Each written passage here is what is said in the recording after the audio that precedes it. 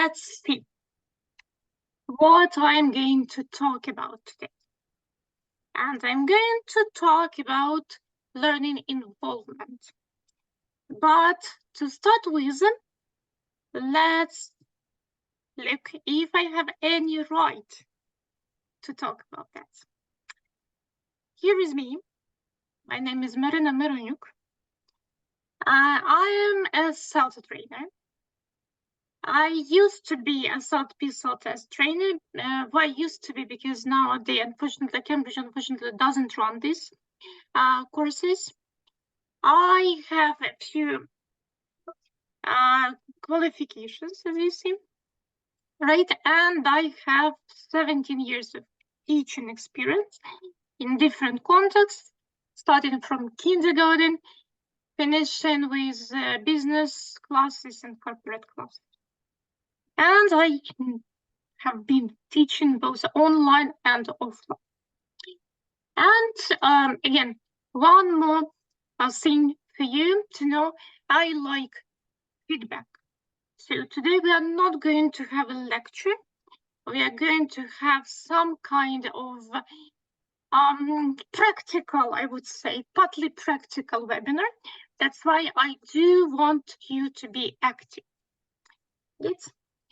And the first question to you is, are you satisfied with your students' participation in the lesson? In the chat again, plus, if you like that, everything is fine. Minus, if not really. Thank you, Natalia.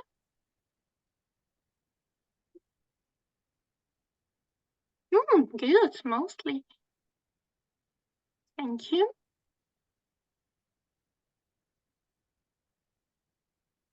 Anybody else is going to join us? Thank you, Natalia. All right, and here is the first question to you. What do you do to involve them?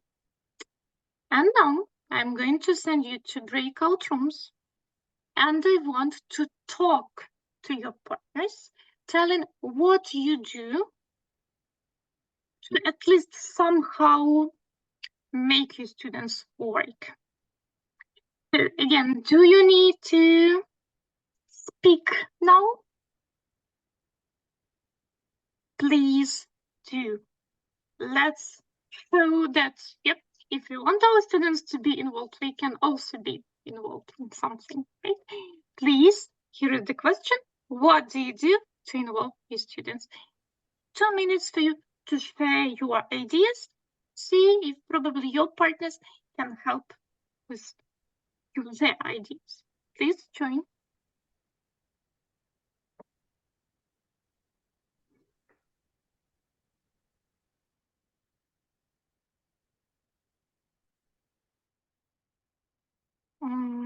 Ladies, can you join the rooms, please?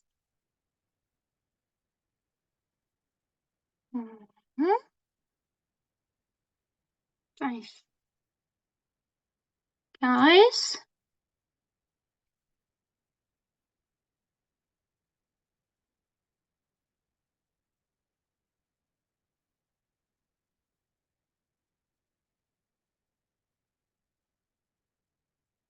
Okay, and now we are looking at this question, right? And now in breakout rooms, we are sharing our experience.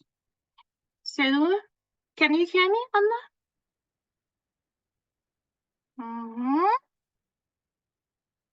Good.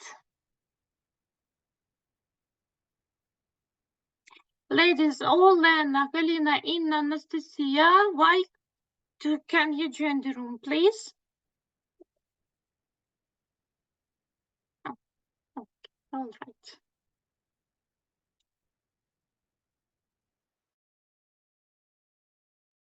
The person who has joined, I don't know your name, sorry. We are looking at this question and discussing in breakout rooms. Good.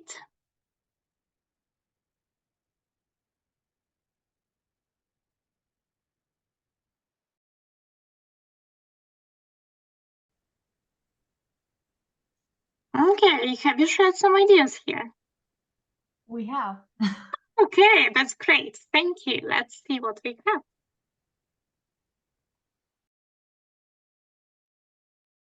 All right. So room number, I'm not going to ask you what you discussed, right? Let's wait. I will show what I have. All right. So to make our students involved, I believe that our students need to know what they do in the lesson. They need to know how to do that, why they need to do that. They really need to want to work, right? And we need to make sure that they can do the tasks. And let's see how we can make it possible. So what can we do? First of all, we can give clear tasks. We can set up tasks so that students understand what they are doing, how they are doing, and why they are doing that. We have to ensure that our students do the task. They are working, they are participating, they are completing exercises and whatever we want them to do. If we work online, it's always a good idea to use different online platforms so that students can do something. Not only on a piece of paper, but if it's online, they do something online. We need to provide them with some pair and group work, not even some, but as I say, I have the word sufficient, so quite a lot of pair work and group work. We need to present everything in relevant context for them, so that if these are teenagers, we are not talking about, probably not talking about nuclear production of nuclear power or anything like that, something that they are not familiar with. Right? And we need to make tasks personalized. So they are talking about themselves. And then we're going to look through most of them just in this webinar. Yeah, and we also need to give them clear feedback. Yeah, but again, we will look at that one by one. And first, let's look at these slides and these questions. So we are going to start with task setup. And so task setup includes instructions, interaction patterns, and giving, telling students what they need to do. And here is a list of questions. I'm sending these questions. A screenshot is in chat box. You can see that. Right? And the question is it a good idea? So for each just bullet point, here it's not bullet point, but each idea mentioned here, think if it's good to do this way, or if it's not very good to do that way. So screenshot is in your breakout room or in the chat box. Please, let's try again. You will see the box say join breakout rooms. Please join that and with your partner decide if it's yes or no. The only one thing, we have the word chesting here, right? Chesting is when I take a handout, for example. Here is my chest. I put it here and I show you are doing this exercise. So this is chesting. Right? All right. So now talk to your partners in breakout rooms. Agree if it's a good idea or not. Please join.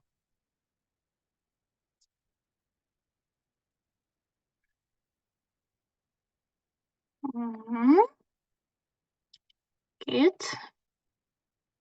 That's fine. Okay. Guys, Guys, do you think you can join? Okay, then I move to Mhm.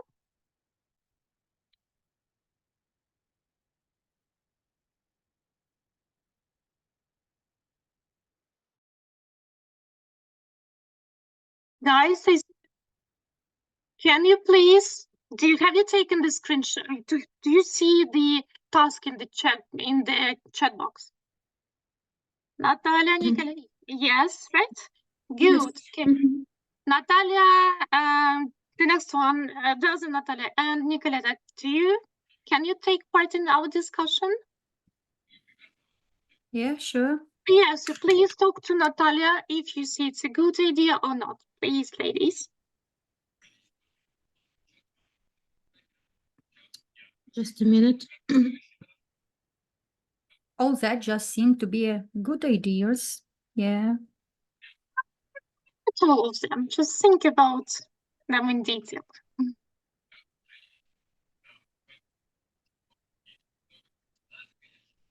In combination with number 5. And number 6, yes.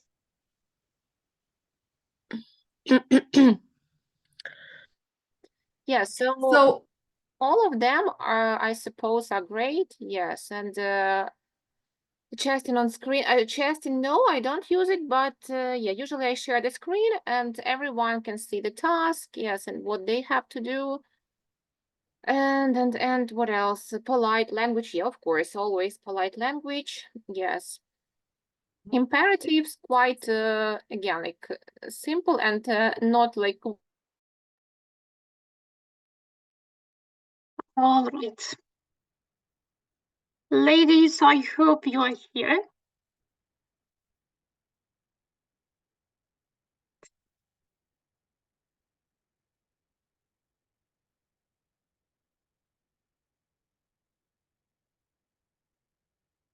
Well, everybody is back now, and let's see. Well, number one, that is a good idea, because first you are, everybody is looking at you, then you give instructions. If not everybody is there, you will need to repeat what you have just said, and that's not a good thing. Okay? First, in the class, you ask students to look at me, and then you start telling what they need to do. Actually, this one is also a good idea. Believe me, I saw quite a lot of times when even I'm testing my hand out, when we are doing this task, I saw some students doing something absolutely different. That's why we are better to show. And if we are, a lot of us are those who like visual support. That provides our students with visual support. And I do the same with handouts if I work online. I show the book, we are working with the book, and I circle the task we need to work on now. Giving the handouts before instructions is not a good idea. Sometimes, it depends on the students, but sometimes you give them handouts, they stop listening to you, they start looking at the handouts, and they're not listening to your instructions. And you might give a task which is a bit different from what is in the handout. And unfortunately, handouts given, students' attention is there, and they will be doing whatever they want to do. So first we give instructions, then we give handouts. With books, you might also ask students to close the book for a moment. So put a pencil in the book, close it, listen to me. And you just and tell them what they do. Use imperatives for instructions is the idea. Imperatives are what? Precise, direct. As you see for number 5, I mentioned use very polite language when giving instructions. Probably you remember then when the language is very polite, it becomes very long. If I want to be, I'm really sorry, but would you be so kind to look at this exercise on page number 5? And yeah, so my instructions become wordy. Yeah, we have to be polite, but not very, very. Please look at now task number 1. Do it together. Thank you. Okay. Doing one sentence, an example, again, is a good idea. So students need to understand.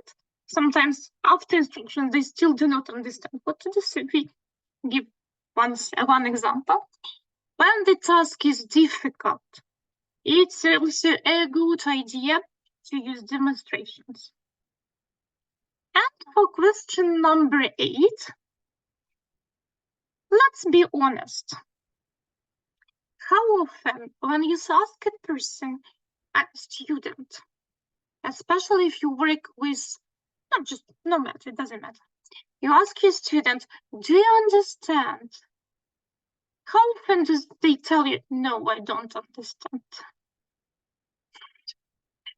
So this question actually doesn't make sense because of 2 reasons. Reason number 1, students don't want to tell you they don't understand. They don't want to show you they don't understand. And reason number 2, they believe they understand what they need to do. But that is not what you asked them to do. So the question, do you understand? Yes, tells you nothing, actually. So if you want to check if the students know, in that case, use so-called ICQs, instruction checking questions. Something like that. Do you need to do all exercise? Do you need to read every word? Do you need to write the whole sentence or only one word? Can you use one word more than once?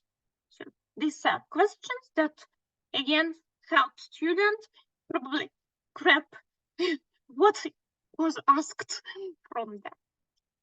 Good, let's move on. Now, the next thing is pair work.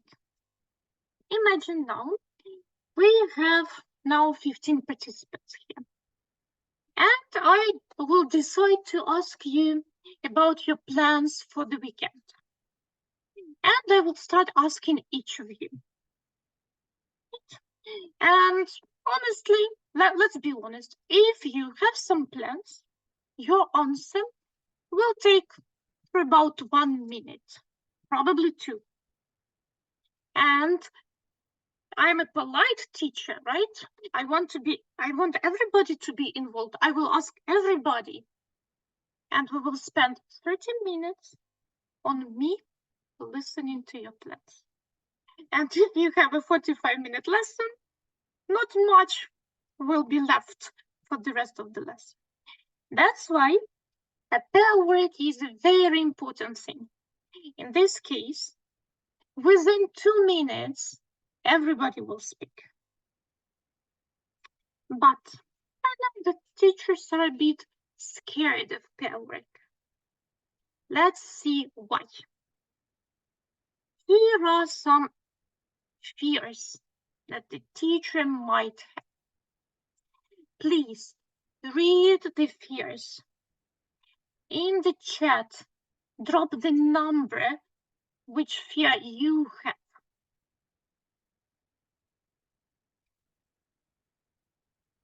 If you're afraid that you cannot control learners' fears, please drop 6 in the chat or any other number.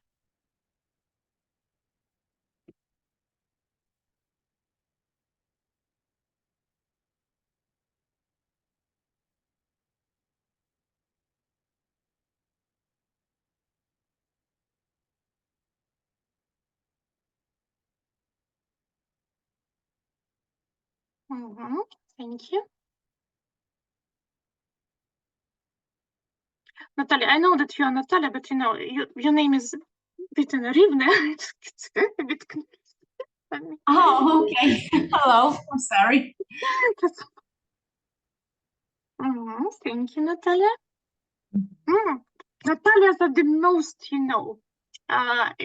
involved today. Thank you. Anybody else? Oh, Alina, thank you. All right. So now let me share my experience with you. Actually, number one, depends on how you do that, right? When you present grammar vocabulary, you will definitely do it in open class. But practicing, yes, will be done, it has to be done in pairs. That will again make students involved more. Now, number two, big classes. Pair work is, I would say, the only solution, because otherwise, during the lesson, only a few students will work, and that's it. The same with multi-level classes. If pairing them wisely, for some tasks, you might pair strong students together, weak students together, and where they will be working in their own pace. Or for other tasks, you might pair a strong student with a weak student, and the strong student will kind of help you. They will be a teacher. They will help you. They will help weaker students to understand the material. Some learners don't know how to work together. That's true. That's true. But my experience shows that after a few lessons, they get used to that.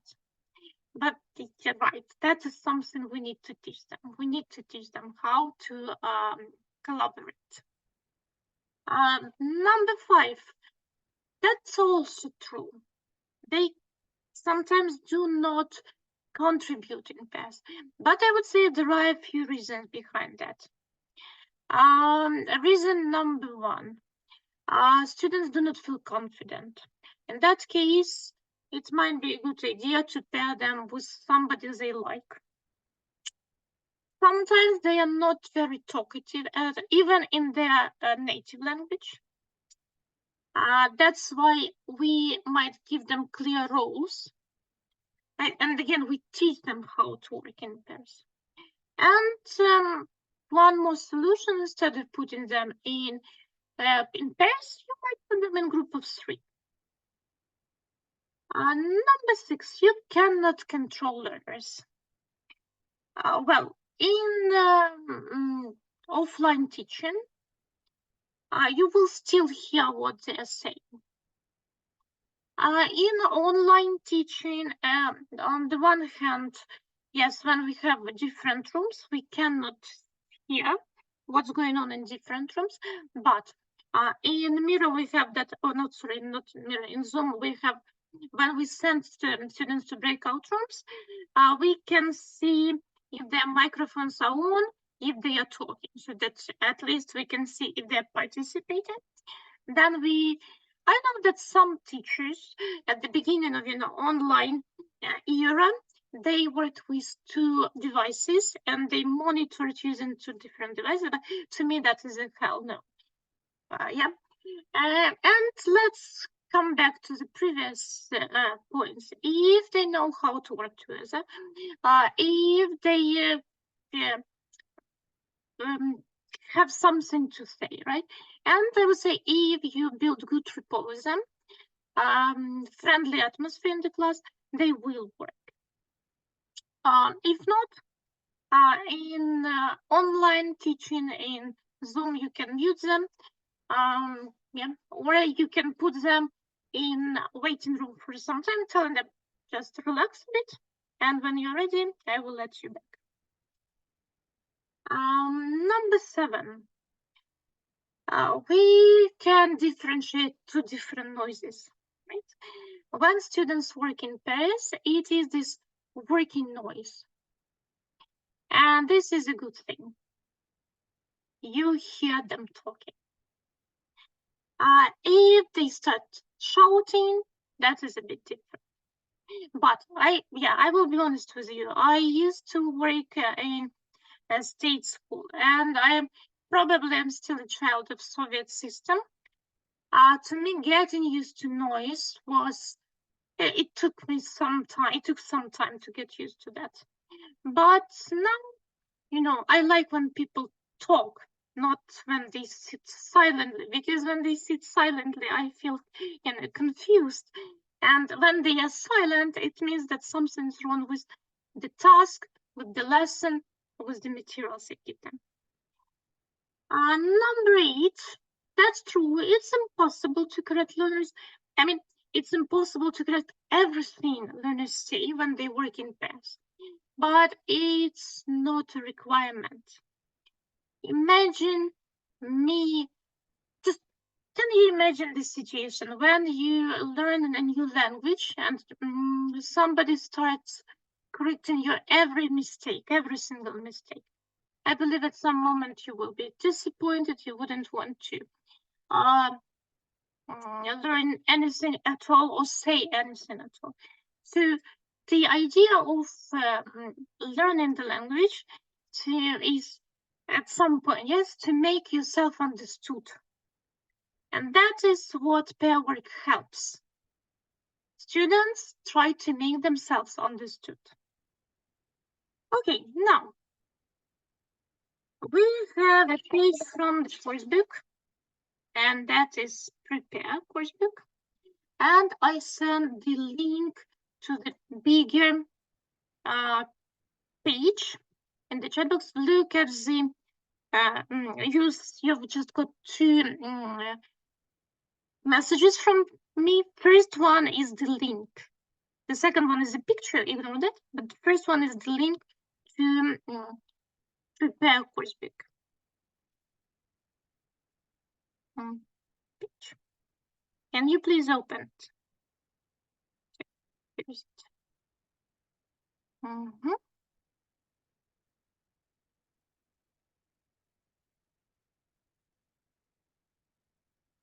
Can you please?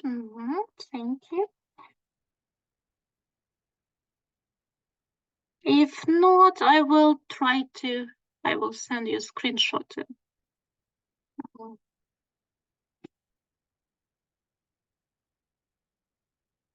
The screenshot is in the chat. Now, please, again, together with your partner, decide at which stage you can introduce pair work. Let's see. For example, we have exercise number 1. Here is it. Look at the photos, discuss the questions. Is it possible here to make students work in pairs? Yes, no. The second one, listen to 3 people talking about sport. Which sports do they talk about? Again, is it possible to make students work in pairs here? Yes, no. And look at these 1, 2, 3, 4, 5 exercises where you can use pair work. Please, guys, I really hope that you will be acting to join the rooms.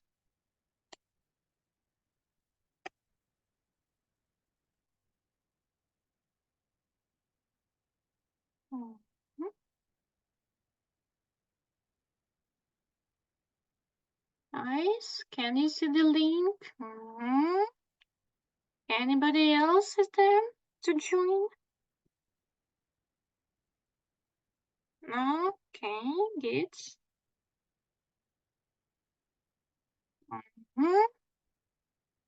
Right.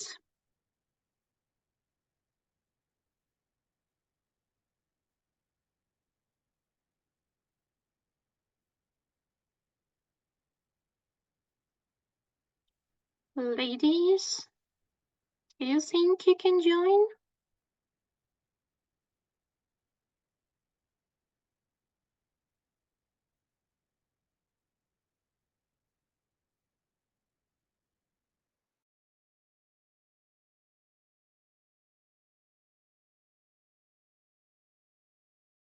It's all right. Okay, so then let's start. So as for me, I think that actually the first exercise can be discussed in pairs. Look at the photos, discuss the questions. So it seems to me that Something like that. Agree know. with you. Yeah. For a small for individual. Have you ever tried pair work and was it successful with your students? What do you think? Well, yeah, with adults and with teenagers, they always like to talk. They don't like doing exercise, so it's pair work is quite good for them. When they have to listen to each other and then maybe to tell me afterwards. I don't have a lot of them, so that's it's pair work. What about you, dear colleague? First, I don't be ready for this working. I think it was only like webinar, but it for me first about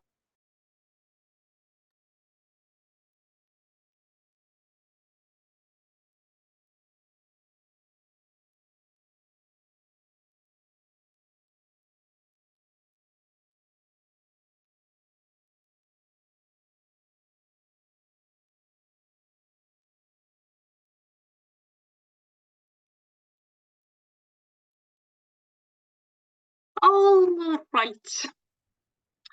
Everybody is back. Right. So let's see where I would introduce pair work. So first, exercise 1. Look at the photos, discuss the questions. And this task can be done in pairs. So number 1, pair work. Number 2, right, we listen in open class together, but after listening, I always send my students just to work in pairs so that they can compare their answers. Why compare their answers? First of all, this way they help each other if necessary. And second of all, if they haven't heard the answers to some of the questions, I can monitor and see, okay, here I need to play it again. Number 3, the same thing. We listen together, but before checking questions, checking the task open class, I send them to pairs. They compare the answers, they help each other. The same actually with number 4.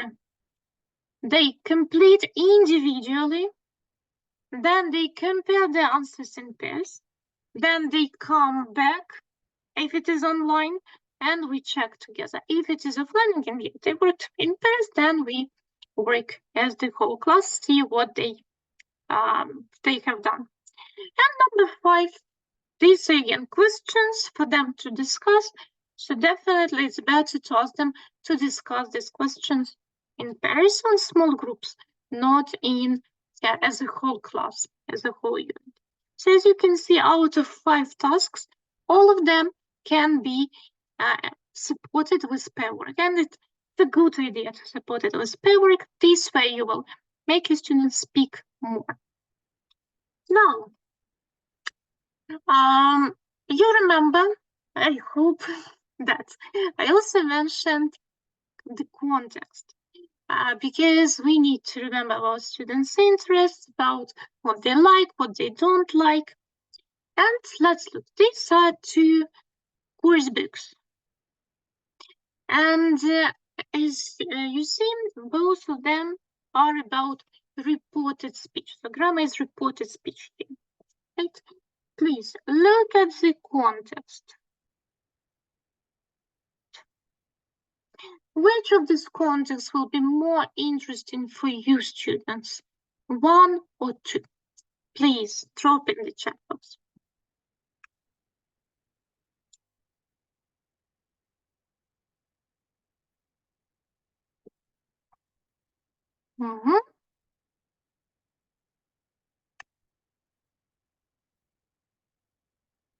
Thank you, Natalia.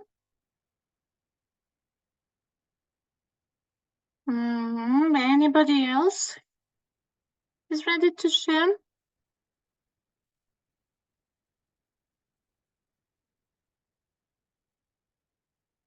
Sorry. Okay, participants.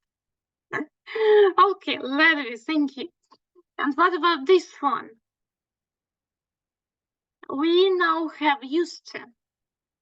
One is presented in the context of extreme weather. Another one is presented in the context of popular interests, fashion, craze. Again, which one will be more interesting for you students, 3 or 4? Thank you, Natalia. We are working together with you now. Right. All right. Good. Thank you, Rina. Thank you. Good. So in that case, right, when it comes to grammar, and we understand that our students do not quite like the context, we can change the context because here, yes, the focus is grammar. It doesn't matter if we use some materials from the book or we use something different. So remember about that as well. I understand that in terms of vocabulary, we might not be that free of choosing what we want because we need to write the test at the end of the term or whatever, but grammar, it is possible.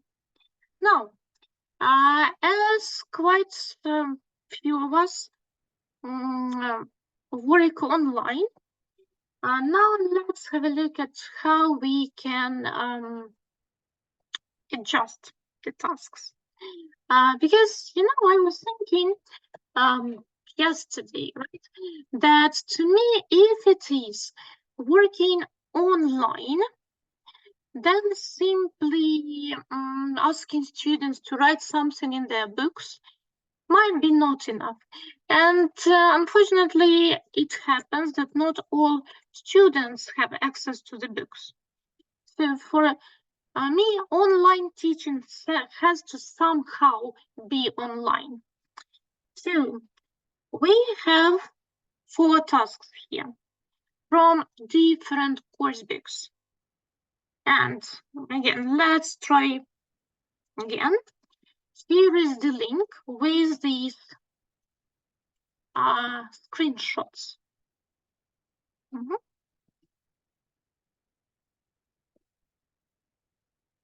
Now, please, with those who are active, please discuss how you can make them, how can you make students do the tasks online? Because in offline studying in the classroom, you would definitely ask the students to write something in the boxes, right? Here you might ask them to write answers, but what if you work online and your students do not have these materials in paper?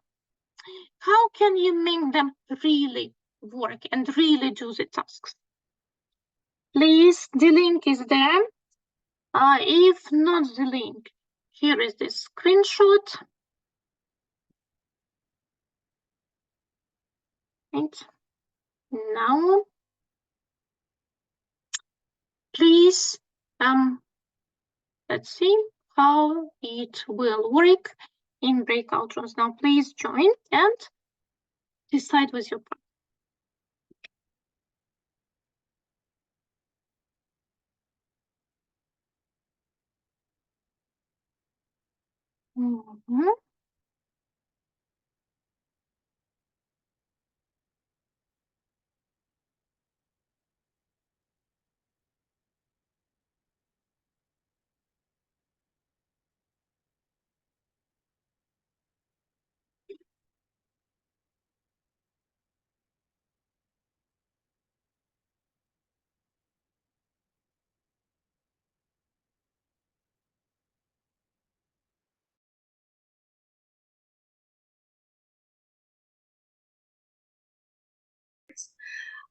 if they already know a few, I would, for example, ask them to describe anyone from the classroom, and other people should, for example, guess who they mean, who they are talking about, to see that they actually are using these words and if they are using them correctly. Or ask some questions, for example, which require them to answer using these words. Or use a picture for description. We have to introduce the new words. You mean that, yeah? It's And like practice them. introduce and check their understanding of Yeah, this and practice it. Yeah. vocabulary. Because online it's quite easier to do than offline. Or we can give them, for example, some kind of pictures, different pictures for description. Also can divide in pairs, assigning each picture to the pair, and ask them to describe what these people are wearing, or give them an option, what would they wear in some kind of weather, for some kind of event, for some kind of season, different questions. Yeah. Something like that. What does it ask?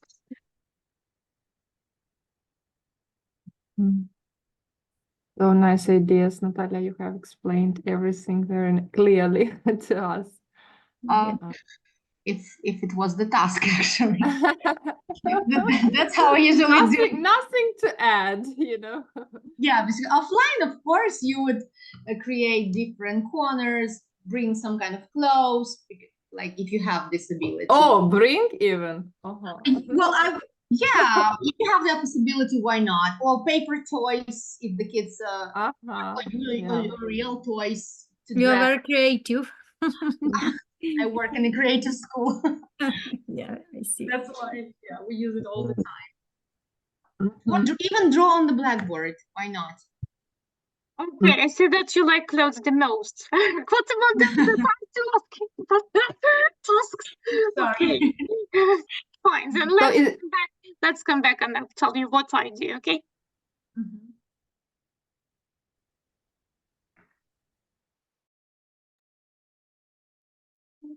Well, I see you've already planned the whole lesson. Right. So let's see. Well, with the first task, actually that is the stage of test where I check what students know, right? If it is an offline classroom and I have the book, I ask the students to match first pictures to the words. That is the test stage. Nothing to create more, right? Not to spend too much time thinking how to do that. But in an online classroom, imagine my students do not have the books. How can I do that? That is what I did with my students. For that task, I used Jamboard. Students have access to Jamboard. So in that moment, I had a very small group. I had 4 students, and each student had their own slide. Right? And instead of writing, for one part of the task, they wrote numbers, but also I created a matching task. So I had pictures separately, words separately. They had to match a picture, to drag and drop, match a picture to the word. Yeah, everybody was working on their own slide. So this way I could monitor, I could see that they are actually working. Because when we work online, and for some reason students work with the cameras off, we cannot control if they are doing anything. This way, when they work with online platforms, we see that. We make sure that they are involved. With this task, where they had to put words, just qualities in the category, that is my teenage CA group, CA preparation group, I decided to use Miro. Actually, I will be honest with you, now I'm using Miro quite a lot because, again, it makes my students' participation more active. So they worked in 2 rooms now. That was for room number 1. That was for room number 2. And again, when they were discussing different criteria factors, they actually dragged them, they arranged them. They put them from most important to the least important. This way, again, I saw that they are active, they are participating, they are working. The next task, again, that is an exam preparation. And one of exam strategies is underlining keywords. And if you students work with the books and you are in offline classroom, you can control, you can see that they are underlining the words. So they are not underlining the words. In online classroom, if they are working with the course books, again, you cannot see that. That's why, again, I put all the texts, I put all the texts on the mirror board. Everybody has their own text with their own task. There the underlined keywords. They are writing their answers. Sometimes they write the reaction, right, as well. And again, this way, I see they are working. I see they're underlining. I see they're working with the text. They find the proof, which is, again, very important in terms of exam preparation, right? And when we have writing, I might use, again, mirror. I might use Padlet, but I will be honest with you, I haven't used Padlet for quite long because I believe that you do not need to introduce too many platforms to your students, because your students, you need to spend some time to get to make them get used to this platform. Just why to do that? If you can use only a few, but you will still have a very productive lesson. So either in that case they were working in pairs. One of them was typing, another one just they were coming up with ideas together, but only one of them was typing. And after that, they had to just to copy their text, to just to correct it if necessary, to add necessary percent. Only then I checked what they wrote. I also use for this reason for tasks like that, I also use Google Word document. Every student has their own page where they do their writing. But that is one and the same document. So these are not several documents. One page for one student, another page for another student, so on and so forth. Again, this way I see they are typing. This way I see they are working. And also this way, if necessary, students can read each other's writings and comment. So again, I make sure that everybody is involved. Everybody is working, right? Some more ideas I used when I was working, when I'm still working. Here, students had to decide if these words have more positive or negative connotation.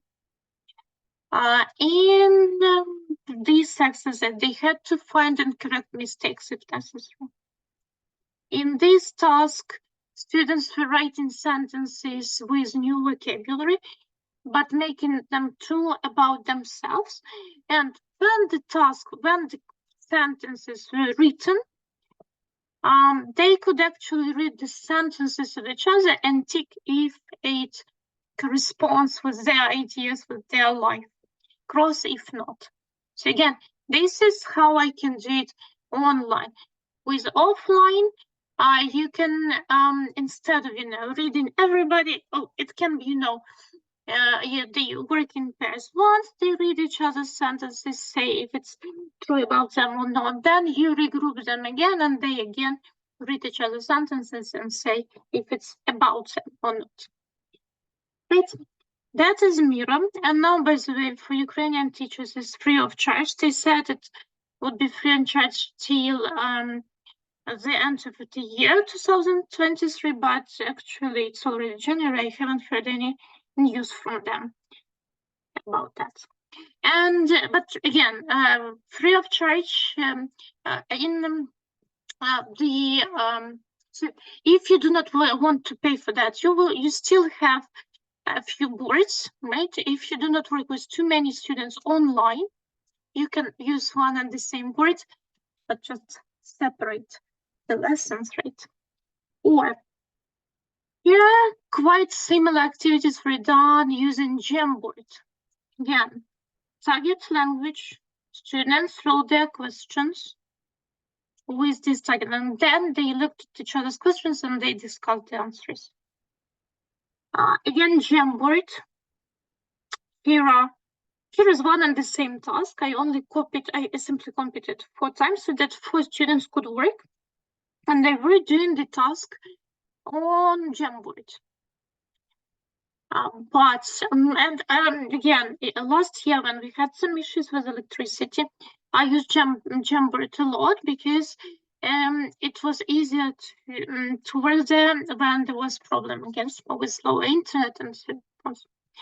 But the problem with Jamboard is that Google is going to support this application program till October 2024. And then, sorry, you need to find something different. And the second issue is that in one presentation, you can have only 20 slides.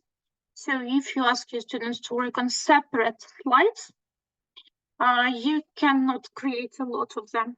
And you will need probably to start a new Jamboard every time. Okay. And now, the last part probably I'm going to talk to you about is feedback.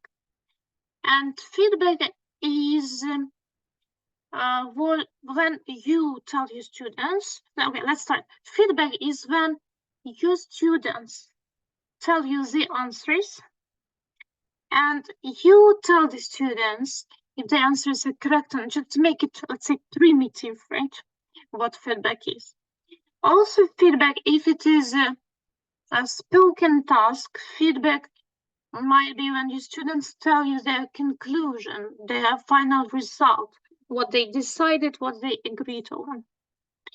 And I do believe that feedback has to be visual. What I mean there, that with you give students controlled practices, gap, open the gaps, or write the word in the gaps, and simply reading. Julia, read sentence number 1. Natalia, read sentence number 2. Svetlana, read sentence number 3. Is not enough because some students have problems understanding something only by hearing. Quite a lot of us rely on our eyes. We need to see as well. That's why both online and offline studying, I try to make my answer feedback as visual as possible. So how do I do that? When it is an offline classroom, you can divide students in some pairs of small groups. You can make one student of this small group a teacher, give this student the answer key. So in the group, students are saying the answer. This one with the answer key says yes or no. Right? But this one is not very visual, right? You can provide students with so-called mini boards. What we did in our school, we took a piece of, thick paper. We put it in the file, plastic file, and we give students markers. And students wrote on this plastic file their answers. And then they showed to the teacher. And this way they write, so we involve motor skills, and they you see if their answers are correct or not. The next idea is to ask students to write the correct answers on the board. Again, what do I do in this case? Here is, let's imagine here is my whiteboard, and in the task, I have, let's say, 10 sentences. I write on my board 1, 2, 3, 4, 5, 6, 7, 8, 9, 10. And I give 2 markers to 2 students, 1 marker to 1 student, 1 marker to another student, and I tell them, please come to the board, write only 1 answer. And 1 student is writing something here, another student is writing something there. Then they come back, give the marker to a different student, and those again students come, write only 1 answer. Okay, done. And they continue passing the marker from one to another, so that everybody has participated. Everybody, okay, if you have everybody, if you have, I mean, sentences for everyone, then yes, everybody's participating. So this way, again, I make answers visual, but at the same time, I make my students work, right? And I make them involved. What else? You might ask students to check the answers in pairs. Okay? Then you give 1 student, student A, answers 1, 3, 4, 5, student B, sentences 2, 4, 6.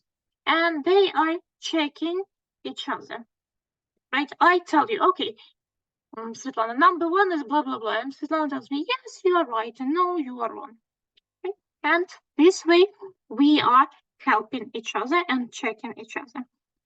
The next one is when the teacher writes the answers on the board, but makes some mistakes.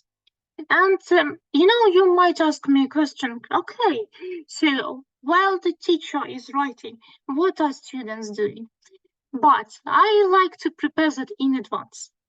So I give the students the task. They have done the task. Then they compare in pairs. And while they compare in pairs, I might write the answers on the board. Again, I will inform them that please do not copy. I might make some mistakes so that they do not start checking straight away from what I'm writing. With online studying, I use either if we work in on some platform like Miro, Jamboard, I ask students to write them. Yes, and if you actually remember that, when they are working on the task on the platform, the answers are already there.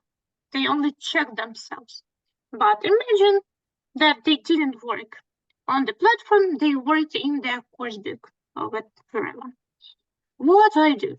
Again, if it is Miro or Jamboard, students write there. If it is this presentation, I ask students to use annotate function of Zoom. And I say, Svetlana, for you sentence number 1, Tatiana, for you sentence number 2, Polana sentence 3, Lyudmila sentence 4, Natalia sentence 5. And students take this annotate function and they just, again, I'm not reading the sentences, so I don't know the correct answers. I'm underlining them in random order. Students come, just use this function and they underline or do the sentence that I asked them. Again, on the one hand, at the end of the activity, students will see correct answers. It will be visual. On the other hand, students will be involved. Everybody will be just doing something, not simply listening to me or telling me, not only dictating me. Okay? So that is how I do when I work online. But at the same time, if you work online, you can also use a chat box here. as I've already done with you. One option, if you have some group in Telegram, Viber, sometimes you might ask students to write some answers there. And again, depending on what the students are using to work in the lesson, you might ask, they were working in the book. Yeah, you might ask them to take a photo and send it to Telegram or Viber or wherever. And this way, you again might control that students are involved, students are working. Now, as I mentioned, Jamboard is not going to function any longer soon. That's why here is a list of other platforms that provide you with the function of a whiteboard. Probably if you work in Zoom and it's your Zoom, it's your account, probably Zoom whiteboard might be again an option, but who knows? I might work with Miro, I like Miro. And now I have a piece of information for you, and then I will give you the link to, to certificates. Yeah? As you remember, this webinar was called Pre-CELTA webinar. So that's why, what is CELTA? CELTA is a Cambridge course. It is highly recognized around the world. Actually, that is a pre-service course. So initially, that was the course for those who want to start teaching.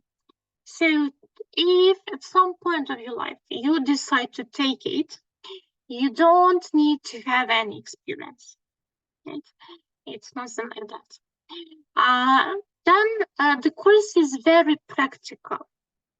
So I heard somebody saying that they didn't expect me to make your work, but actually that is how CELTA works. It's not, these are not lectures, you are participating, you are working. And this course is run by authorized Cambridge centers so that you can trust those who teach you. And if you get the certificate, all the centers will trust that that is actually your certificate. You worked together for getting that. During the course, you will get 120 contact hours with the tutors, 8 hours of homework, so the course is quite challenging and intensive. You will be teaching there, you will be working with real students, with groups. So if you have never had any experience working with adult groups, that is your chance.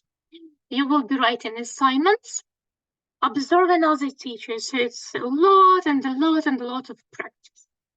And only today, to those who make decisions fast, we decided for the course which starts on the 2nd of February, we decided to offer an early bird fee. So you can see that on the screen. Right, so if you're ready, or if you were thinking about that, and that is your chance. Also, we will be happy if you follow us in social media. Here are the links, and I will even copy them to the chat box so that it is easier for you, right, to follow them. Oh, sorry, my bad. And now here are the links.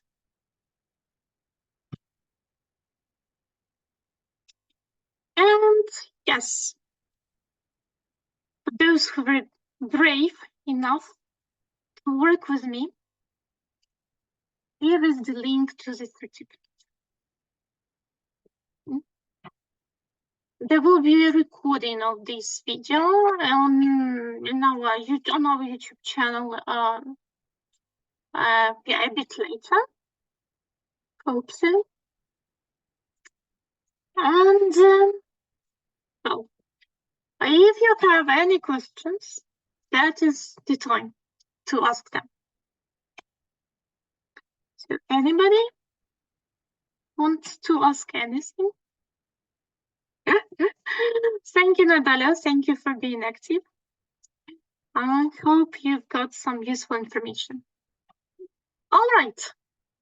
All right. Thank you, ladies. If no questions, then thank you for being with me.